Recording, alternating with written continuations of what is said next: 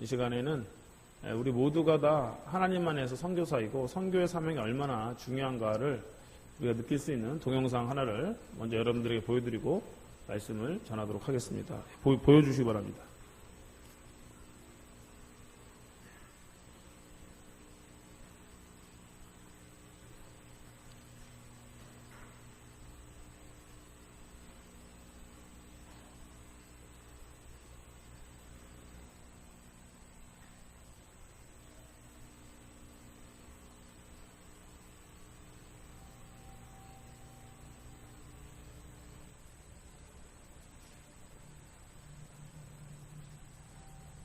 In the beginning, God created man in his own image. He walked with man in the cool of Eden, but sin interrupted that union. So God created the missionary. God said, I need someone willing to say no to the status quo, no to the dream of wealth, leave their families to fly to a distant land, and learn a language they have never heard, ride in cramped buses on backs of camels, someone who would sleep anywhere, eat anything, bear the heat, and fight the freeze with a smile on their face, just to take the gospel to a people not their own. So God created the missionary. God said, because the harvest is plentiful, I need someone ready to sow the seed, to plow the ground, water the seed, and reap the harvest which is ripe. Someone to go and train, to multiply the crops, and to answer the call and pay the price. So God created the missionary. God said, I need someone who is a radical servant of all, taking the loneliest job, washing the feet of the poor, caring for the sick, and cleaning their wounds. I need someone to visit the prisoner, care for the widow and the orphan, to sit in the dust with a child and tell them that they are loved. So God made a missionary. God said he needed someone who could lead that blind eyes could see, and lame feet could walk, and that the dead could live again. Someone who would pray long hours and intercede through the night with wordless groans and petition, so that one soul might be saved.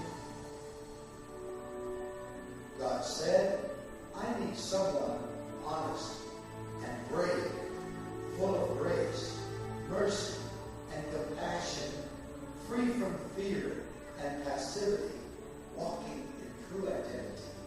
Someone burning with love and girded with truth. Someone who radiantly reflects God's glory.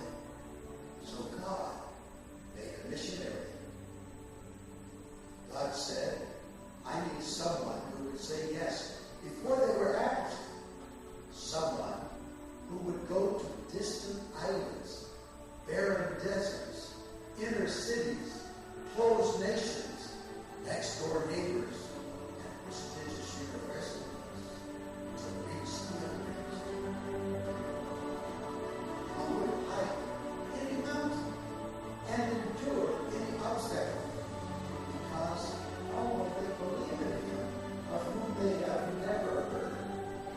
How will they hear unless someone preaches? And how will they preach unless they are sent? So God made the missionary. 아멘. 아주 감동적인 동영상입니다. 누군가는 복음을 증거하기 위해서 가야 되고, 누군가는 한 영혼을 구원하기 위해서 나아가야 되는 것이죠. 그 일을 위해서 하나님 우리 삼성교회를 사용하여 주시고 나를 사용하여 주시옵소서. 항상 이것이 우리의 기도의 제목이 되어지고 우리의 간절한 소원이 되어져야 될 줄 믿습니다. 가든지 보내든지입니다. 가든지 보내든지. 옆에 분에게 한번 인사하겠습니다. 가든지 보내든지 합시다. 네. 가든지 보내든지 해야 돼요. 네. 우리가 아직도 주님을 모르고 죽어가는 너무도 많은 사람들, 나라들, 민족들, 열방들이 있습니다. 그곳에 나아가서 우리가 복음을 증거해야 될 사명이 바로 우리에게 있다는 것이죠. 그러므로 우리 모두가 다 이 땅 가운데 내가 하나님께 선교사로 보냄을 받았습니다. 이 믿음을 가지고 살아가야 되죠. 예. 먼 나라와 먼 곳에 나가서 복음을 증거하지 못한다 할지라도 바로 내가 서 있는 이곳에서, 예. 내가 살아가는 그곳에서 바로 그 가정에 하나님께 나를 선교사로 보내셨고, 예. 그 직장에 나를 선교사로 보내셨고, 예. 그 교회에 그 민족과 그 나라 가운데 나를 선교사로 보내셨다라는 그 믿음을 가지고 날마다 우리가 살아가야 될 수 있을 줄로 믿습니다. 우리 삼성교회가 이 사명을 위해서 쓰임받는 교회가 되어야 됩니다. 예.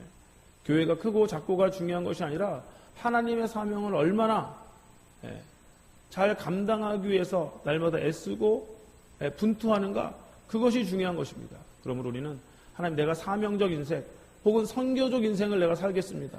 하늘로부터 이 땅 가운데 보냄을 받은 나는 이 땅의 선교사입니다 하는 그 믿음을 가지고 우리가 살아가야 됩니다. 선교사에게 중요한 거는요, 기다리는 겁니다. 우리가 사명적 인생을 살고 선교적 인생을 살아갈 때 중요한 거는 하나님의 때를 기다리는 거예요. 하나님께서 일하실 때를 기다리는 것입니다. 내가 일하지만 내가 열매까지 맺어지는, 열매를 맺는 인생을 사는 것이 아니라 나는 씨를 뿌리고 그것을 자라나게 하시고 열매 맺게 하시는 분, 나를 통해서 열매 맺게 하시는 것이죠. 그러니까 모든 열매들은 내가 이루어내는 것이 아니라 궁극적으로는 하나님께서 이루어내십니다. 모든 복음의 열매와 생명의 열매와 하나님의 모든 아름다운 일들을 하나님은 하나님의 때에 하나님의 방법으로 하나님께서 아름답게 이루실 줄을 믿습니다. 그 믿음을 갖는 것이 바로 이 땅을 사명적 인생으로 혹은 선교적 인생으로 살아가는 모든 우리 그리스도인들의 마음가짐이 되어야 한다는 것이죠. 마음가짐이 되어야 된다. 그래서 이것이 바로 우리가 따라가야 될 법칙이며 우리가 따라가야 될 계명입니다. 하나님이 일하신다. 나 외에 다른 신을 두지 말라는 것은 하나님 아닌 다른 것으로 무엇인가를 이루려 하지 말아라. 오직 하나님만이 우리 인생의 해답이시며 하나님만이 너 인생에 복을 주시며 하나님만이 너를 구원하시며 너를 인도하시며 너를 이끌어내실 수 있는 분이라는 것을 우리 날마다 고백하는 것입니다. 이것이 우리 그리스도인들의 법칙입니다. 요즘에 복날이 요즘에 있죠. 복날. 삼복, 초복, 중복, 말복 있는데 제가 얼마 전에도 분당에 무슨 볼 일이 있어서 나가는데 거기 식당 옆을 딱 지나가다 보니까 삼계탕 집이더라고요. 막 젊은이들, 남녀노소들이 모여가지고 삼계탕을 먹느라고 정신이 없어요. 그리고 또 복날에 주로 남자분들 뭐 많이 드시죠? 복날에 보신탕 많이 드시잖아요. 보신탕. 근데 제가 보니까 보신탕을 먹을 줄 알아야겠더라고요. 저는 아직도 보신탕을 먹을 줄 모르는데 제가 경기동 지방이라고 우리 성결교회 지방회가 있는데 목사님들이 한 40명 돼요. 근데 작년 여름인가 그 여주에 있는 대신교회에서 한 2마리를 잡으셨다는 거예요. 그래가지고 목사님들 대접한다고 그러는데 그 보신탕 외에는 먹을 게 없는 거예요. 아무것도. 그래가지고 저는 보신탕을 아직 먹을 줄 몰라가지고 혼자 궁상맞게 동네 나가가지고 된장찌개 사 먹고 들어왔어요. 그러니까 목사님들이 어디 갔다 왔냐고 막 그러는데 아직 제가 보신탕을 먹을 줄 몰라가지고 나가서 된장찌개 사 먹고 왔다 그랬는데 어쨌든 요즘 복날이에요. 7월 18일이 초복이었대요. 오늘이 7월 20일이니까 그저께가 초복이었고 7월 28일이 중복이고 8월 7일이 말복입니다. 그래가지고 요즘에 그 멍멍이들 사이에 비상이 걸렸대요. 요즘에 잘못하면 죽는다. 조심해야 된다. 그래가지고 그 복날 대비 멍멍이 10계명이라는 게 있습니다. 요즘 유행하는 유머예요. 복날 가까운데 제가 한번 읽어드리겠습니다. 1계명 거리에서 방황하지 말 것. 2계명 낯선 사람이 주는 음식은 받아먹지 말 것. 3계명 복날에는 주인도 믿지 말 것. 4계명 절대 낮잠을 자지 말고 주위의 동태를 항상 살필 것. 5계명 미인 개를 이용할 수 있으므로 백구와 같이 예쁜 개가 나타났을 때 경계할 것. 6계명 기온이 30도 이상 되면 산으로 튀어서 25도 이하로 내려간 후에 내려올 것. 7계명, 잡히게 되면 입에 개거품 물고 미친 척할 것. 8계명, 사철탕집 10m 이내는 접근하지 말 것. 9계명, 성의 변신 경공. 무슨 인지 아시겠죠? 성의 변신계, 똥개. 성의 변신 경공은 인간의 표적이 될 수 있으므로 이상한 눈빛으로 접근하면 튈 것. 10계명, 잡혀가는 동료를 구하려고 접근하지 말 것. 잘못하면 개죽음 당함. 절대 안면불수할 것. 뭐 이러한 10계명이 있다고 합니다. 그래서 요즘에 저도 이거 보고 참 웃었는데, 야, 개들도 지켜야 될 계명이 있구나. 요즘 같은 시기에. 근데 우리 하나님의 백성들, 하나님의 사명을 받은 우리들이 정말로 이 마지막 때에 이 세상의 문화와 사탄의 어떠한 것들에 빠져서 헤매이는 자가 되지 아니하고 하나님의 사명을 감당하는 자가 되기 위해선 우리가 기억해야 될 계명들이 있다는 거예요. 우리가 반드시 기억해야 될 하나님의 말씀이 있다는 것입니다. 그것이 바로 오늘 이사야서 본문 우리가 읽은 말씀에 보면 하나님의 때를 기다리라는 겁니다. 여호와의 때를 기다리라는 거예요. 우리가 여호와의 때를 기다리고 하나님의 때를 기다리면 하나님은 어떠한 결과를 우리에게 주시는가? 오늘 25장 6절 이하의 말씀을 보면 이 산에서 만군을 위하여 기름진 것과 오래 저장하였던 포도주로 연회를 베푸시리니 곧 골수가 가득한 기름진 것과 오래 저장하였던 맑은 포도주로 하실 것이며 여호와를 기다리는 자에게 하나님께서 주시는 것은요 가장 좋은 것으로 채워주신다라는 것입니다. 이사야서 말씀은 원래 그 예언의 말씀이죠. 예언의 말씀인데 두 가지 예언의 말씀이 있습니다. 하나는 심판에 관한 예언의 말씀이 있고 하나는 축복에 관한 예언의 말씀이 있습니다. 심판에 관한 예언의 말씀 왜 주시는 것이죠? 너희들이 하나님을 떠나면 하나님을 떠나서 돌아오지 않으면 계속해서 패역하고 거짓을 행하고 하나님을 배반하고 하나님을 떠난 삶을 살게 되면 하나님께 너희를 심판하실 것이다. 그러니까 속히 하나님 앞에 매맞기 전에 돌아와라. 하나님이 너희들에게 매를 대시기 전에 너희들에게 큰 심판이 이르기 전에 속히 하나님의 품으로 돌아와라는 것이죠. 그래서 하나님의 경고의 메시지는 그들을 파멸시키고 멸망하려는 메시지가 아니라 회복시키기 위한 메시지인 것이죠. 빨리 돌아와라. 그래서 하나님의 은혜와 축복을 누리라. 그런데 그들이 이제 하나님 앞에 회개하고 돌아옵니다. 하나님, 이제 내가 두 손 들고 하나님 앞에 나옵니다. 더 이상 하나님을 모른다 하지 않겠습니다. 더 이상 하나님을 배반하지 않겠습니다. 더 이상 하나님을 거절하지 않겠습니다 하면서 하나님 앞에 나오는 자에게는 하나님께서 은혜와 축복을 베푸신다. 그것이 오늘 6장 말씀이죠. 그런데 이스라엘의 그 문화 가운데서 가장 좋은 것, 만민을 위해서 기름진 것, 땅에 기름진 것들이죠. 곡식에 기름진 것이라는 건 가장 좋은 것, 우리는 기름진 것이라고 하죠. 가장 최상의 상태 것, 가장 그들에게 복이 되는 것들, 그걸 기름진 것들이라고 말합니다. 그리고 저장하였던 포도주로 연회를 베푸시리니, 포도주의 축복도 그들에게 그 축복입니다. 그래서 그 중동에는 물이 석회질 물이기 때문에 이 포도를 많이 그 재배를 해가지고 포도즙이라든가 포도주 이런 것을 음료수를 삼아서 그들이 먹는 것이기 때문에 포도 농사가 잘 된다는 것은 그들의 인생 가운데 하나님께서 놀라운 은혜와 축복을 부어주셨다는 것이죠. 놀라운 은혜와 축복을 주신다는 것이죠. 그래서 우리에게 필요한 것들을 하나님께서 채우시고 공급하시는 역사를 하나님을 기다리는 자에게 하나님께서 주신다라고 말씀하시는 것입니다. 그리고 8절 말씀에 가니까 7절과 8절에 이 산에서 모든 민족의 얼굴을 가린 가리개와 열방에 덮인 덮개를 취하시며, 이것은 자기를 괴롭히던 모든 것들을 제해 주신다는 거예요. 그동안 내 삶을 묶고 있던 것들, 내 삶을 괴롭히며 내 삶을 낙심하게 하던 모든 것들을 하나님께서 제하여 주실 것이다. 그리고 가장 중요한 클라이막스가 8절입니다. 사망을 영원히 멸하실 것이라 주 여호와께서 모든 얼굴에서 눈물을 씻기시며 자기 백성의 수치를 온 천하에서 제하하시리라. 할렐루야. 모든 얼굴에서 눈물을 씻어주실 것이다. 자기 백성의 수치를 온 천하에서 제하여 주실 것이다. 우리가 인생을 살다 보면 얼마나 눈물을 흘릴 일이 많이 있습니까? 정말로 남모르게 눈물을 흘릴 일이 너무도 많이 있는 것입니다. 그때에 하나님께서 우리의 눈물을 닦아주신다는 것이죠. 내가 남모르는 아픔이 있고, 남모르는 나의 속사정이 있고, 남모르는 상처가 있어서 내가 눈물을 지금까지 흘리고 그렇게 희망 없이 미래 없이 살아왔는데 이제 하나님께서는 그 눈물을 닦아주신다라는 것입니다. 눈물을 닦아주신다는 무엇입니까? 새로운 희망을 주신다는 거죠. 그리고 내가 이런 모양 저런 모양 지금까지 수치를 당하며 살아왔는데 하나님의 백성이라는 이름만 있지 그 이름답게 내가 살지 못하며 이방 백성들에게 짓밟히며 무시당하며 멸시당하며 그렇게 수치스럽게 살아왔는데 하나님께서 그런 모든 수치들을 제하여 주실 것이다라는 것입니다. 그런데 이것이 누구에게 주시는 것이냐? 9절 말씀.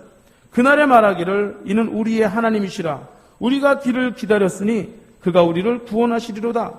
이는 여호와시라. 우리가 그를 기다렸으니 우리는 그의 구원을 기뻐하며 즐거워할 것이라. 할렐루야. 여기서 키워드는 뭐냐면은 기다리다는 것입니다. 기다리다. 여호와를 기다렸더니 여호와께서 모든 기름진 것으로 채우시고 여호와를 기다렸더니 모든 내 삶에 덮어진 씌워진 모든 악한 것들을 제하여 주시고 여호와를 기다렸더니 내 얼굴에서 눈물을 씻어주시고 내 수치를 면하게 하여 주셨다. 제하게 하여 주셨다. 그런 말씀을 우리에게 주고 계시는 것입니다. 그러므로 우리 믿는 자들은요, 여호와를 기다리는 것이 중요합니다. 여호와를 기다리는 것. 여호와를 기다린다는 것은 그냥 포기하고 있다는 뜻이 아닙니다. 아무것도 나는 하지 않고 그냥 있겠습니다. 그냥 숨만 쉬고 있겠습니다. 그런 뜻이 아닌 것입니다. 여호와를 기다린다는 것은 가장 어려운 상태 속에서 가장 힘든 고난의 상태 속에서도 여전히 여호와를 기대하겠습니다. 여호와 하나님을 희망하겠습니다. 여호와 하나님을 신뢰하겠습니다. 어떠한 상황 가운데서도 하나님을 바라보는 그 바라봄을 내가 놓지 않겠습니다. 이것이 여호와를 기다리는 거예요. 여호와를 기다린다고 하니까 그래 나는 아무것도 할 일이 없다. 하나님께서 다 하시겠지 하면서 자포자기하고 모든 것을 이제는 실패했다 끝이다 하면서 낭망하며 낙심하는 인생이 아니라 오히려 하나님을 기다리는 인생은 하나님으로 인해 하나님이 일하실 것이기 때문에 나도 오늘이라는 시간 속에서 묵묵히 내게 주신 사명을 감당하면서 하나님께서 이루실 그날들을 우리가 기대하며 신뢰하며 희망하며 기다리는 줄로 믿습니다.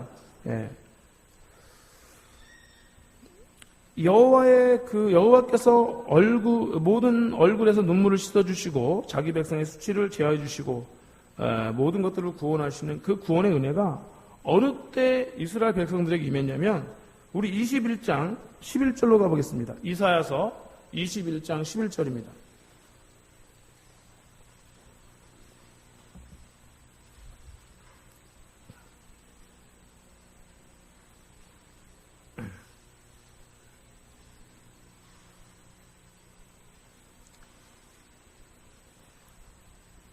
(21장 11절) 12절 제가 읽어드립니다.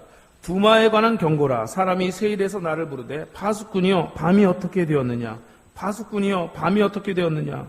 파수꾼이 이르되 아침이 오나니 밤도 오리라. 내가 물으려거든 물으라. 너희는 돌아올지니라 하더라. 아멘. 이게 무슨 말이냐면 지금 이스라엘이 아시리아에 지금 포로가 되었습니다. 침략을 당했습니다. 그래서 이들이 짓밟히고 지금 파멸당하고 모든 어려움과 고난들을 지금 당하고 있는 거예요. 이방 나라에 완전히 지금 종살이하며 노예 생활하고 있는 것입니다. 그러니까 이스라엘 백성들이 파수꾼에게 물어봅니다. 그래서 파수꾼이라는 것은 선지자를 말하는 거, 이사야 선지자를 말하는 거예요. 파수꾼은 원래 아침이 오는 것을 기다리는 사람, 그래서 밤새도록 지키는 사람이 파수꾼 아닙니까? 하나님의 말씀을 붙잡고 있는 자들이 파수꾼인데 이 이사야에게 밤이 어떻게 되었느냐? 이 말은 무슨 말이냐면 밤이 얼마나 남았느냐? 언제 우리에게 새벽이 해가 떠오르겠느냐? 여명이 동터오르겠느냐? 그 얘기를 하는 거예요. 이 어두운 밤과 같은 이 고통의 시간이 언제 다 지나가고 우리의 삶에 언제 아침에 해가 뜨겠느냐? 이걸 물어보는 거예요. 워낙에 고통스러우니까, 너무 고통스러우니까. 이 밤이 언제 지나가겠느냐? 이 밤이 그렇게 지금 파수꾼에게 물어보는 것입니다. 보통 이제 그 옛날에는 시계가 없으니까 파수꾼에게 아니 이렇게 밤이 기냐? 오늘따라 이렇게 밤이 길어? 오늘따라 밤이 너무 긴 것 같아. 언제 몇 시쯤에 도대체 해가 뜨는 거야? 얼마나 해서 해가 뜨는 거야? 이게 물어보는데 우리의 인생에서 우리가 하나님을 향하여 던지는 질문도 이와 같을 수 있습니다. 하나님, 제 인생의 밤이 너무 깁니다. 어두운 밤이 너무 길어요. 도대체 언제 이 밤이 지나가고 제 인생에 해가 뜨는가요? 하나님. 예? 이렇게 물어볼 수가 있는 것이죠. 사람들마다 다 인생의 밤을 지나가고 있습니다. 예? 어떤 분들은 가정의 어려움에 밤을 지나가고 있습니다. 부부관계가 회복될 기미가 보이지 않아서 계속해서 악화되고 꼬여가만 가는 가정의 문제로 인하여서 밤을 경험합니다. 어떤 분들은 건강이 악화됩니다. 도대체 좋아질 기미가 보이지 않아서 하나님 날마다 어두운 밤, 고통의 밤을 지나가고 있는 분들이 있을 수 있습니다. 어떤 분들은 사업을 하는데 사업에 빛이 보이지 않습니다. 계속해서 어두운 밤을 지나가고 있습니다. 어떤 분들은 직장의 문제로 인하여서 어두운 밤의 그 그늘을 지나가고 있습니다. 어떤 분들은 진로의 문제, 어떤 분들은 또 아름다운 가정을 이루어야 되는데 가정을 이루지 못하는 것, 이러하여서 어두운 밤을 또한 지나가고 있는 사람들이 있습니다. 이런 모양 저런 모양으로 우리 인생들은 어두운 밤을 지나가고 있는데 도대체 이 밤이 어떻게 되었느냐? 이 밤이 언제쯤 지나갈 것이냐? 라고 묻는 것입니다. 그런데 이스라엘 백성들이 해야 되는 것은 하나님의 백성으로서 하나님을 신뢰하며 묵묵히 하나님의 백성으로서의 그 거룩하고 사명을 감당하는 삶을 하루하루 살아내는 것입니다. 밤이 지나가지 않는다고 인위적인 방법으로 아무리 후레쉬 붙인다고 낮이 오는 것이 아닌 거예요. 인간의 방법을 쓰지 않겠습니다. 오직 하나님께서 일하실 하나님의 때 하나님의 방법을 기다리면 하나님께서 우리 인생에 눈물을 씻어주시고 밤이 지나가고 아침 해가 떠오를 그날을 우리에게 허락하여 주실 것입니다. 그 믿음을 가지고 나아가는 것입니다. 지난주에 제가 한 신문의 기사를 봤습니다. 원래 방송에서 어떤 케이블 방송인가에서 나왔던 그 방송을 어떤 기자가 이제 신문에다 쓴 내용입니다. 그래서 이건 어떤 진짜 변호사가 나와가지고 자기 의뢰인에게 이제 들었던 이야기, 의뢰받았던 이야기를 이제 방송에서 이렇게 이제 하나의 예화로 하는 건데, 이분이 이제 기러기 아빠입니다. 기러기 아빠. 그래서 제목이 죽지 못해 사는 기러기 아빠예요. 미국의 아들하고 부인을 유학을 보낸 거예요. 예. 그리고 자기는 혼자서 이제 한국에서 오피스텔 하나 얻어서 살면서 근근히 자기는 살아갑니다. 왜냐하면 아들 유학비가 너무 많이 들어가니까 뭐 그 방송으로 이야기하면은 1억 정도가 들어간다는 거예요. 근데 이분이 중견기업 부장인데 그래서 연봉이 한 8천만 원 되니까 8천만 원 해도 모자르는 거예요. 1년에 1억씩. 그래서 뭐 맨날 마이너스 통장에서 꺼내 쓰고 이러면서 어떻게 아들내미 그 유학 그거를 이제 뒤에서 이제 보조를 하는 것입니다. 근데 자꾸 콜록콜록 기침이 나와요. 그래가지고 병원에 가봤더니 폐암 말기라는 진단을 받은 거예요. 너무 충격을 받은 거예요. 그래가지고 고민을 하던 차에 어떻게 할까? 아니 아들은 지금 2년이나 더 유학을 해야 된대요. 2년이 지나야 공부가 끝나는 거예요. 그래 이걸 어떻게 하나? 그러고 있다가 내가 자기가 들어놓은 그 생명보험이 생각이 나더라는 거예요. 그래가지고 생명보험을 알아보니까 그냥 자연적으로 돌아가실 경우에는 생명보험료가 5천만 원이 나오고, 그 다음에 사고로 인해서 뭐 상해보험인가, 뭐 상해 사망 이건가, 그거는 2억 8천만 원인가 나온다는 거예요. 그래가지고 내가 기왕에 이렇게 폐암으로 이제 암으로 뭐 죽을 바에는 사고로 죽어가지고 5천만 원 타기보다 2억 8천만 원 타가지고 우리 아들 그 유학생활은 끝내게 하자. 이 결심을 했다는 거예요. 그래서 죽자. 어떻게 죽을까? 그래가지고 차를 몰다가 뭐 중앙선으로 막 침범을 해보기도 하고, 그래서 안 죽는 거예요. 그냥 조금 다치기만 하고. 그리고 막 차들이 쌩쌩 달리는 막 4차선 도로에 뛰어들어 보기도 하고, 그래도 잘 안 죽어요. 안 죽어지는 거예요. 그래서 확실히 죽을 방법이 없을까 그러다가 산 위에 올라가가지고 절벽에서 뛰어내리면 죽겠지. 그래가지고 겨울에 눈이 오는데 산에 올라가가지고 뛰어내린 거예요. 근데도 안 죽은 거예요. 안 죽고 하반신 마비만 되고 내장 파열되고 막 그렇게 된 거예요. 그래가지고 이제 하반신 마비가 돼가지고 병원에 이제 사람들이 막 구하러 왔을 거 아니에요. 병원에 간 거죠. 그래가지고 치료를 받는데 의사 선생님한테 저는 어차피 폐암 말기라서 이제 곧 죽습니다. 그러니까 그냥 저 살리려고 하지도 마시고 제가 지금 너무 이렇게 하반신 마비가 돼가지고 너무 고통스러우니까 진통제나 그냥 센 거 놔주세요. 그렇게 얘기를 한 거예요. 그래서 이제 의사가 그 사람 이제 병원에 들어왔으니까 그 병원에서 진단을 이렇게 해보니까 폐암이 아닌 거예요.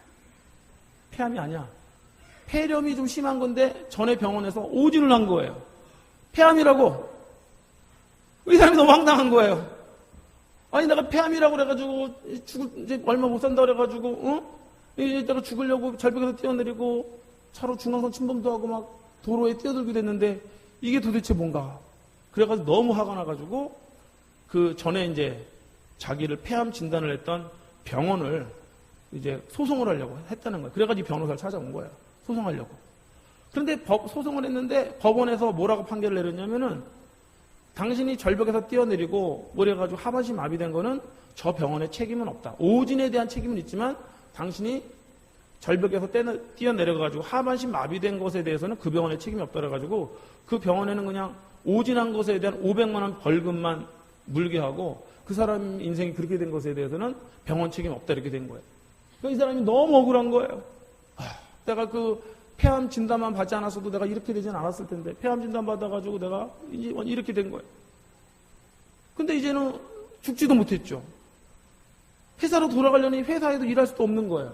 근데 알고 봤더니 회사에서는 이 사람이 승진 대상 영순이었던 거예요. 다음이면 임원으로 이제 승진이 되고 연봉도 막 훨씬 더 올라가는 그러한 찰나였는데 이제는 회사도 가지 못하니 돈도 벌 수 없고 자기 몸은 이제는 하반신 마비가 돼가지고 이제 어떻게 할 수 없는 완전 불구자가 되어버린 거예요. 그러니까 이제 미국에서는 아들은 와가지고 아버지를 또 원망하는 거예요. 아버지 때문에 아버지가 돈도 안 붙여주려가지고 내가 유학도 못 끝내고 나 들어왔다 막 그러는 거예요.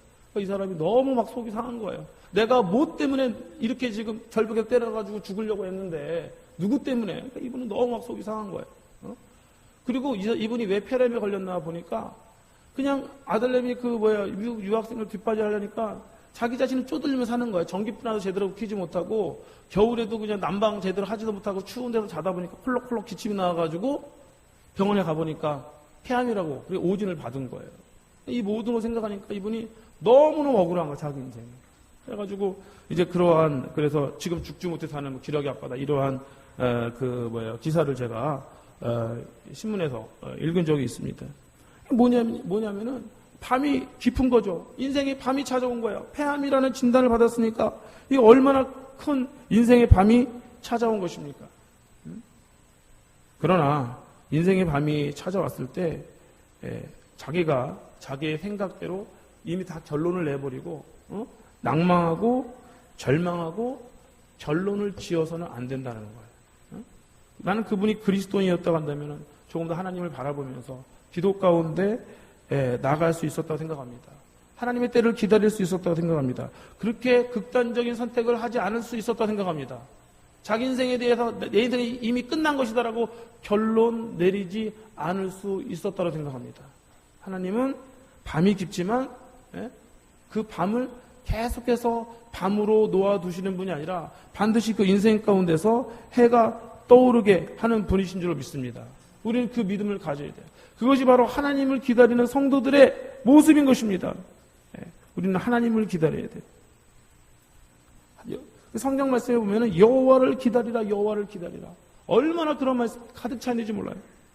제가 다 읽어드릴 수가 없습니다. 너무 하박국서, 시편, 사도행전, 잠언 너무도 많은 말씀에서 하나님께서 일하신다. 하나님의 때를 기다리라. 네가 네 인생에 대해서 결론 내리지 말고, 네가 네 인생에 대해 실패했다 말하지 말고, 낙심하지 말고, 절망하지 말아라. 반드시 하나님의 때에 반드시 너의 눈물을 닦아주시고 모든 고통을 제어해 주시고 다시 회복시키시는 놀라운 역사가 나타날 줄로 믿습니다. 그래서 우리 인생 가운데 밤이 어떻게 되었느냐, 밤이 얼마나 남았습니까? 도대체 얼마나 지나가야 내 인생에 이 밤이 지나갈 것입니까? 우리가 하나님 앞에 절규할 때라도 우리가 놓지 말아야 될 것은 하나님에 대한 신뢰입니다. 하나님에 대한 희망입니다. 하나님의 약속의 말씀을 붙잡는 것입니다. 그리고 하나님의 때를 기다리는 것입니다. 이것이 바로 우리 그리스도인들이 우리 인생을 살아가면서 기억해야 될 하나님의 법칙입니다. 나 외에 다른 신을 두지 말아라. 내 이름을 망령되이 걸지 말아라. 나 외에 다른 것에는 절하지 말아라. 하는 모든 십계명의 말씀들이 오직 하나님만을 바라보며 하나님만을 기대하며 하나님만을 희망하며 절망하지 말고 낙담하지 말고 네 인생에 대해 쉽게 실패했다고 결론 내리지 말고 하나님의 축복의 때, 은혜의 때, 하나님의 구원의 때를 기다릴 수 있는 하나님의 사람들이 되라는 것입니다.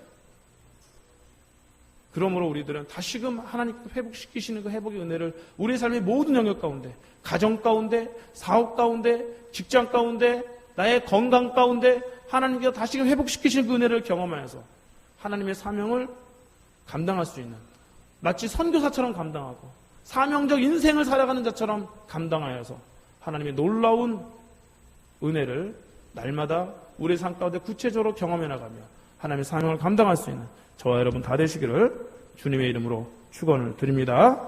기도하겠습니다.